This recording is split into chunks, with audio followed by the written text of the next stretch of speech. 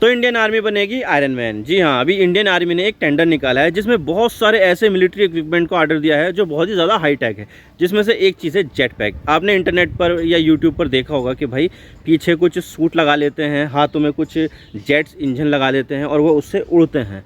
तो इसी तरह के कुछ बहुत सारे जेट पैक्स हैं जो इंडियन आर्मी ने ऑर्डर देने के लिए टेंडर निकाला है। और इसी के साथ ही रोबोटिक मूल्स, यानी कि एक ऐसे रोबोटिक कुत्ते होते हैं जो कहीं पर भी चढ़ सकते हैं, कहीं पर भी जा सकते हैं और सारा डेटा अपने कमांड सेंटर में भेज सकते हैं। तो आज इसके बारे में पूरी डिटेल के साथ बात करते हैं कि इंडियन आर्मी इतनी हाईटेक क्यों हो रही है।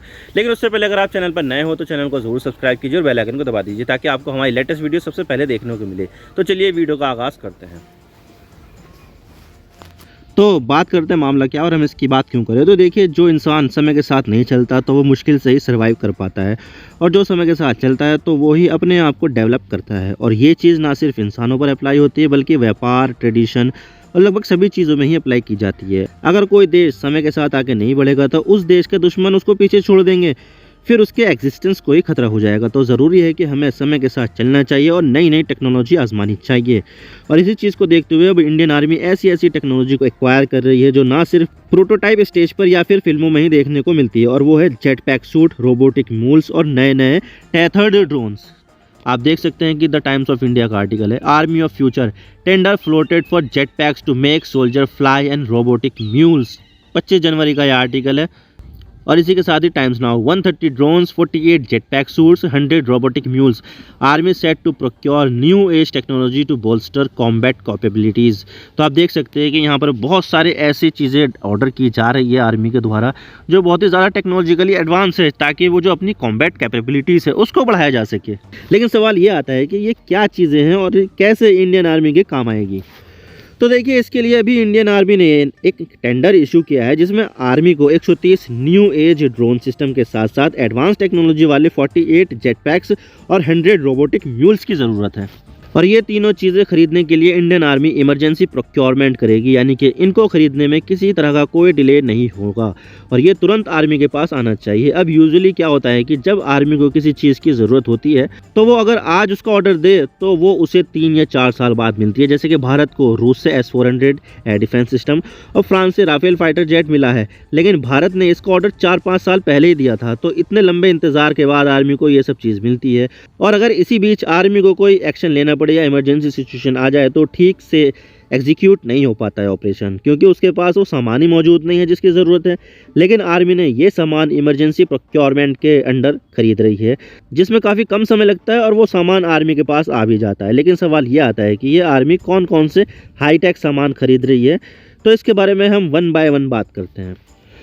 तो सबसे पहले बात करते हैं हाईटेक जेट पैक के बारे में। तो देखिए, जेट पैक समझ लीजिए या फिर आयरन मैन सूट समझ लीजिए, ये एक ऐसा डिवाइस है जिसको पहनने से इंसान उड़ने लगता है। आप देख सकते हैं कि आसपास कितने सारे जेट इंजन हैं जिससे क्या होता है, प्रपल्शन होता है और इंसान उड़ने लगता है। और आपने ये चीज़ कई सारे यूट्यूब वीडियो में भी देखी होगी जहाँ पर एक आदमी ऐसा सूट पहनता है और सूट में लगे हुए प्रोपेलर से फायर निकलती है जिससे एक थ्रस्ट निकलता है और ये थ्रस्ट ही जेट पैक पहनने वाले को आसमान में उड़ाता है। ये चीज़ काफ़ी ज़्यादा हाईटेक है और आर्मी के बहुत ज़्यादा काम आ सकती है, खासकर पहाड़ों की तरफ जहाँ पर मूवमेंट करना खतरनाक होता है। लेकिन इस जेट पैक के जरिए आसानी से उड़कर कहीं भी पहुँचा जा सकता है। तो आर्मी ने इसके लिए टेंडर निकाला है। जो कंपनी भी इस चीज़ को इंडियन आर्मी को सप्लाई करेगी तो उसको 10 सालों तक जेट पैक्स का मेंटेनेंस करना होगा, मटेरियल लगाना होगा और जो भी स्पेयर पार्ट्स लगेंगे उसको लगाना होगा। और जेट पैक्स का इस्तेमाल आर्मी के लिए करने वाला भारत तीसरा देश होगा। इससे पहले सिर्फ यूके और यूएसए ही सेना में जेट पैक्स का इस्तेमाल करती है, लेकिन अब भारत की सेना भी जेट पैक्स का इस्तेमाल करेगी, जिससे ये पता चलता है कि टेक्नोलॉजी के मामले में इंडियन आर्मी लगातार आगे बढ़ रही है। तो ये होता है जेट पैक, जो हाथों पर लगा होता है, कमर पर लगा होता है, और जब इससे थ्रस्ट निकलती है तो इंसान ऊपर उठने लगता है, यानी कि उड़ने लगता है। और अब आते हैं रोबोटिक्स म्यूल्स पर। तो देखिए, ये होता है रोबोटिक्स म्यूल्स, जो एक रोबोटिक मशीन है। देखने में एक रोबोटिक कुत्ता लगता है, लेकिन इसका काम कुत्ते से भी ज़्यादा है, क्योंकि ये चीज़ वहाँ काम कर सकती है जहाँ पर इंसान नहीं जा सकता है। और इसमें कैमरा लगा होता है, ये कहीं भी जा सकता है और ये पहाड़ी पर चढ़ाई कर सकता है और पहाड़ी से उतर भी सकता है। ये अपने साथ 10 किलो तक का सामान ले जा सकता है, जिसमें लैंड माइन्स भी हो सकती है या बम भी हो सकता है, कि अगर कोई हमारी तरफ आगे बढ़ रहा है तो उसको लैंड माइन बिछा दो रास्ते में और उसे उड़ा दो, या फिर इसी से ही बम फेंक के मार दो। और इसमें कैमरा होने की वजह से ये किसी पत्थर या पेड़ों से भी नहीं टकराता है, और रोबोटिक होने से ये थकता भी नहीं है, और इस पर मौसम का भी कोई असर नहीं पड़ता है। यानी कि इसे हम एक्सट्रीम कंडीशन में भी इस्तेमाल कर सकते हैं, जैसे कि कश्मीर की बर्फ़बारी में, बारिश में, राजस्थान की गर्मी में, नॉर्थ ईस्ट के जंगल में या पहाड़ों में। यानी कि इसका मल्टीपर्पज़ इस्तेमाल है और किसी भी मौसम में इसका इस्तेमाल किया जा सकता है, और इसका इस्तेमाल हम अपनी कीमती ह्यूमन लाइफ को बचा सकने के लिए कर सकते हैं। और रोबोटिक म्यूल्स और जेट पैक्स को उड़ाने की ट्रेनिंग हिमाचल प्रदेश के बकलोह में दी जाएगी, जो खुद एक पहाड़ी एरिया है, और इससे पहाड़ी एरिया में इस्तेमाल करने की सारी जानकारी भी हमारे सामने आ जाएगी, किस तरह से ये पहाड़ों पर ऑपरेट किया जा सकता है। तो ये बात हुई रोबोटिक म्यूल्स और जेट पैक्स की। अब बात करते हैं ड्रोन्स के बारे में। तो देखिए, इंडियन आर्मी जो ड्रोन्स लेने वाली है वो टेथर्ड ड्रोन है, और ये टेथर्ड ड्रोन नॉर्मल ड्रोन से थोड़ा अलग होते हैं, क्योंकि देखा जाए तो नॉर्मल ड्रोन में क्या होता है, एक बैटरी लगी होती है, कैमरा लगा होता है और प्रोपेलर्स लगे होते हैं और उड़ा देता है वो, और फिर कैमरे के ज़रिए हमारे पास डेटा आता है, फुटेज आती है, इमेजेस आती हैं। लेकिन ये जो ड्रोन होता है ना, टेथर्ड ड्रोन, ये थोड़ा सा अलग होता है। देखा जाए तो ये ड्रोन हमेशा एक तार से जुड़ा होता है, और इस तार से ड्रोन को बिजली सप्लाई की जाती है। आप देख सकते हैं कि यहाँ पर ब्लैक कलर का एरिस्टेयर्स करके जनरेटर है, यहाँ से बिजली सप्लाई तार के ज़रिए इस ड्रोन में की जा रही है। और इसके साथ जो देख रहे हैं ना जनरेटर, उस ड्रोन को बिजली देने के साथ साथ इसका डेटा भी एक्सट्रैक्ट करता है, और इसमें आप लंबे समय तक ड्रोन को उड़ा सकते हो, क्योंकि इसकी बिजली सप्लाई सीधा ग्राउंड स्टेशन से हो रही है, ना कि ऑन बोर्ड बैटरी से। तो ये लंबे समय तक काम कर सकता है। और इतना ही नहीं, इसका अगर तार भी काटना पड़े तो भी इसे 45 मिनट तक उड़ाया जा सकता है, क्योंकि इसमें एक बैटरी लगी हुई होती है जो 45 मिनट तक उड़ाने के लिए काबिल है। लेकिन इसका जो ड्रॉबैक है वो ये है कि हम इसे ज़्यादा दूर तक नहीं लेके जा सकते हैं, क्योंकि जितना लंबा इसका तार होगा हम सिर्फ उतनी ही दूर इसे उड़ा सकते हैं।